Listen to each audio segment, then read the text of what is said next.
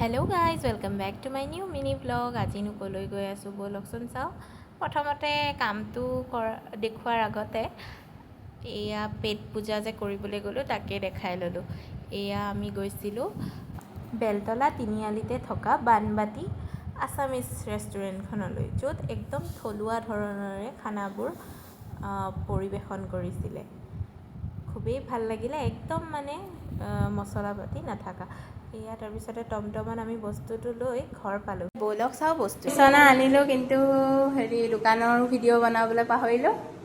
আকৌ মানুহখিনিয়ে ঠিক কৰাও ভিডিঅ' বনাব পাহৰিলোঁ। এতিয়াই দেখাই দিছোঁ আৰু এইখন নতুন বিচনা। এয়া বিচনা ছেটআপ হৈ গ'ল।